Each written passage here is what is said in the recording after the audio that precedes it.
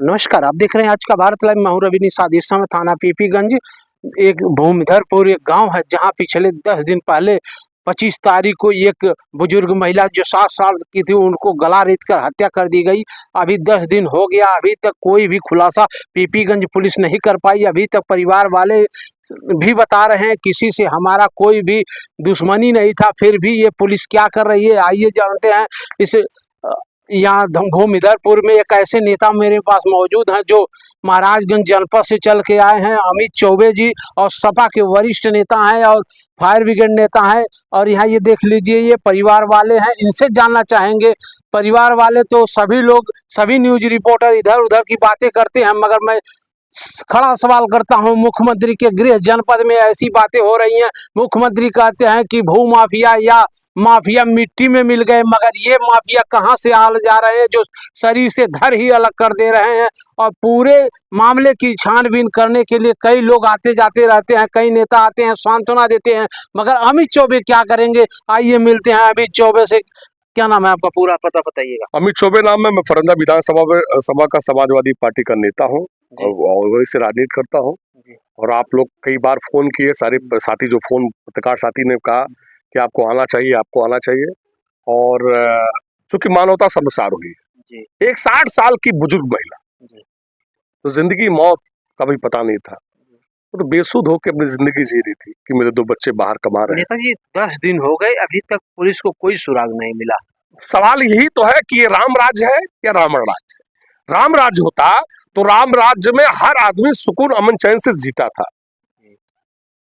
जो राम राज्य था, आज रावण राज्य है। इनका कसूर है ये यादव, यानी योगी जी रावण है। मैंने कहा अगर राम राज्य होता तो इस यादव परिवार पे 10 दिन में न्याय मिल गया होता। एक 60 साल की बुजुर्ग महिला को जैसे गाय बकरी काट, जैसे आप देखोगे मुस्लिम कंट्रियों में जानवरों को काटा जाता है, नेपाल में देखो कई मंदिर चढ़ावा कुर्बानी का जो होता है, बलि दी जाती है, एक ही झटके में सर धड़ से अलग हो जाता है। उसी तरीके से बुजुर्ग महिला की सर धड़ के गांव के सिवान में लाश मिलती है।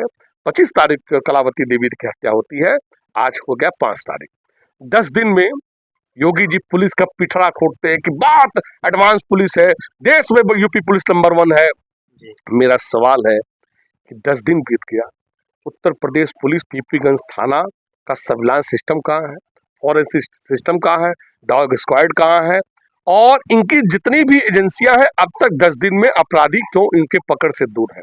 बाबा जी कहते हैं, योगी जी कहते हैं, अब इस चौराहे पे कांड होगा, अगले चौराहे पे ठोक दिया जाएगा, तो अपराधी तो मिट्टी में मिल जाएंगे। तो मिट्टी के कब्र से अपराधी को खोद के कौन निकाल रहा है, मेरा सवाल ये है। दूसरा सवाल है, यहाँ के विधायक है फतेह बहादुर सिंह जी, बड़े बड़े नामी विधायक है, पूर्व मुख्यमंत्री जी के लड़के हैं, कई बार विधायक है। दुर्भाग्य है कि वहाँ पीपीगंज कंपेगंज विधानसभा से ऐसे विधायक है कि उनकी विधानसभा में एक बुजुर्ग की हत्या हो जाती है, वो विधायक अब तक सुध नहीं लेता है। वो सुध कैसे लेंगे जो स्वयं विधायक कहता है मेरा जान की खतरा है, मुझे सुरक्षा दी जाए, वो कैसे इस परिवार के सुध लेगा। सवाल इस बात का है, सवाल इस बात का है कि रवि किशन जो यहाँ के सांसद है, रवि किशन जी, उनकी पहचान क्या है कि लहंगा भी रिमोट से उठाते हैं। उनको तो गरीबों के पसीने से अरे उनको समोसे से मतलब है, क्योंकि समोसा क्या होता है, समोसा हर चौराहे पे मिलता है। उपेंद्र शुक्ला यहाँ से चुनाव लड़े थे, योगी जी को पसंद नहीं था कि कोई जमीन का नेता लोकसभा जीत के जाए, क्योंकि उपेंद्र शुक्ला जमीन के नेता थे। इनको रवि किशन को इन्होंने इसलिए जिताया था कि लहंगा भी रिमोट से उठाए और रिमोट से कुर्सी छोड़ के भाग भी जाए। सवाल इस बात का है कि रवि किशन सबसे ज्यादा अपमानित अगर मंचों पे किसी ने किया, योगी जी ने किया, तो रवि किशन को किया था। रवि किशन, आप यहाँ से सांसद हैं, फतेह बहादुर सिंह आप यहाँ के विधायक हैं, आपकी नैतिक जिम्मेदारी है कि राम राज्य की स्थापना करना है तो इस परिवार की मदद करने के लिए आपको आना चाहिए था। अमित चौबे अपनी विधानसभा छोड़ के 20 किलोमीटर दूर आ सकता है, तो आपकी तो नैतिक जिम्मेदारी है। मैं मानता हूँ ये परिवार यादव है, सब हो सकता है समाजवादी पार्टी विचारधारा का, लेकिन कम से कम इस दुख की घड़ी में आप खड़े होते हैं तो फतेह बहादुर सिंह जी, ये परिवार शायद आपका साथ देता है, समाज आपका साथ देता है।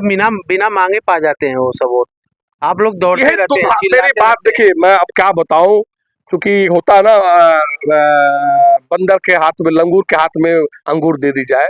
दुर्भाग्य इस बात का है, फतेह बहादुर सिंह जैसे व्यक्ति को विधानसभा के कोसों दूर कर देना चाहिए था।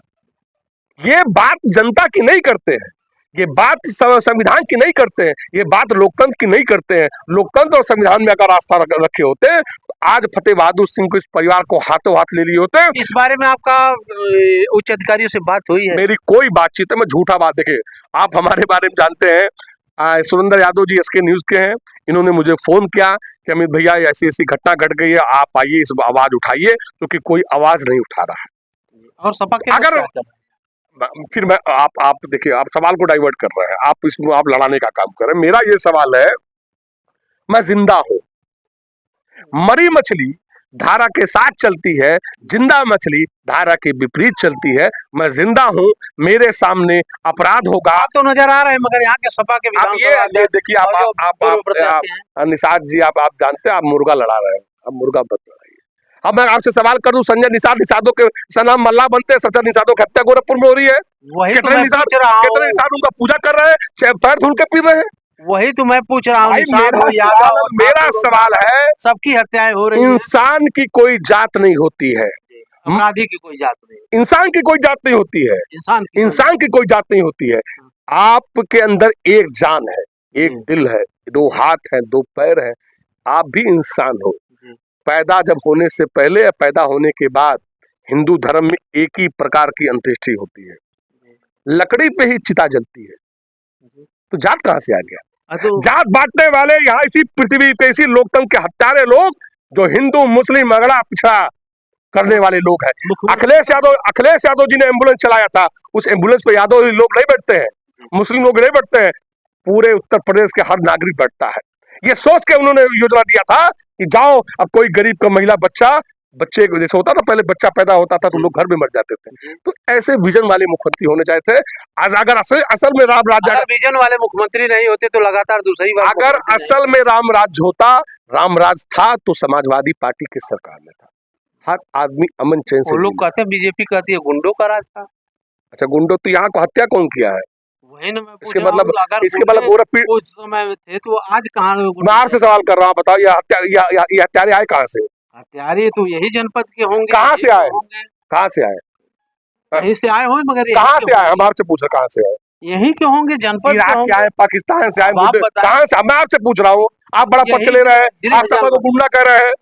हम नहीं गुंडा कह रहे हैं, बीजेपी गुंडा। सवाल तो आप शब्द उनका आप बोल रहे हो, बीजेपी हत्यारा, इसका मतलब गोरखपीठ का कोई मंदिर का आदमी रहा होगा, या फतेह बहादुर सिंह का आदमी रहा होगा।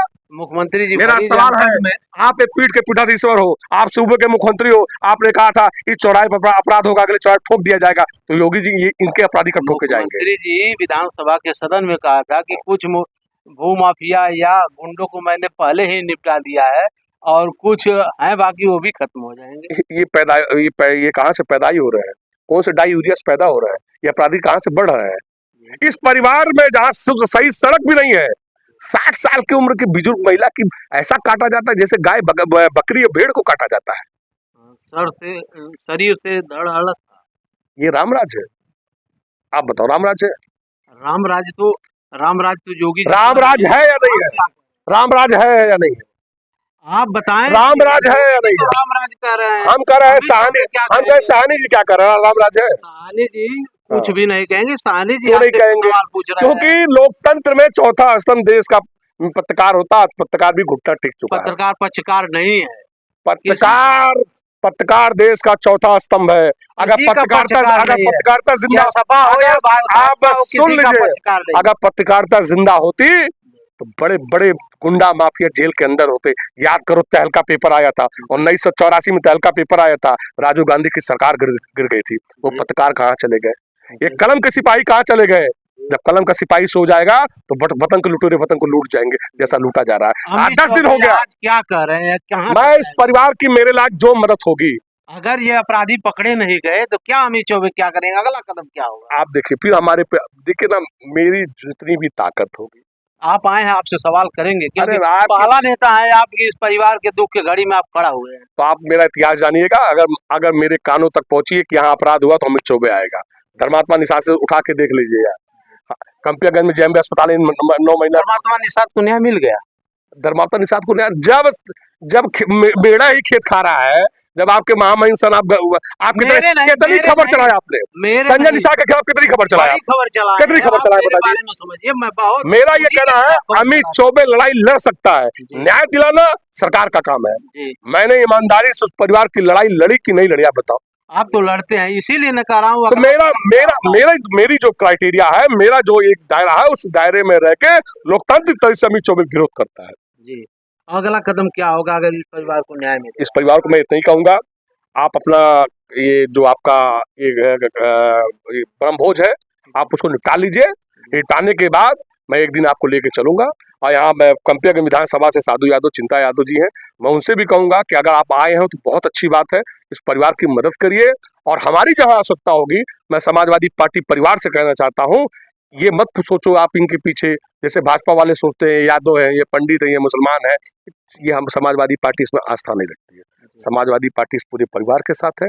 अमित चौबे का जहां भी मदद होगी आप बताइएगा, मैं साथ चलूंगा, जो भी न्याय संगत लड़ाई होगी मैं लड़ूंगा। ये थे अमित चौबे जी, जो महाराजगंज जनपद में एक ऐसे युवा हैं जो समाजवादी पार्टी का पक्ष रखते हैं। आज यहाँ आपके पीपीगंज थाने के अंतर्गत भूमिधरपुर में आए हैं। एक बुजुर्ग महिला की निर्मम हत्या कर दी गई, अभी तक 10 दिन हो गए, अभी तक अपराधी पुलिस के पकड़ से दूर हैं। और इनका कहना है कि अगर ये पुलिस इसका खुलासा नहीं करती है तो बड़ा कदम उठाया जाएगा, और समाजवादी पार्टी इस परिवार के साथ है। देखते रहिए आज का भारत लाइव, रवि निषाद के साथ। नमस्कार।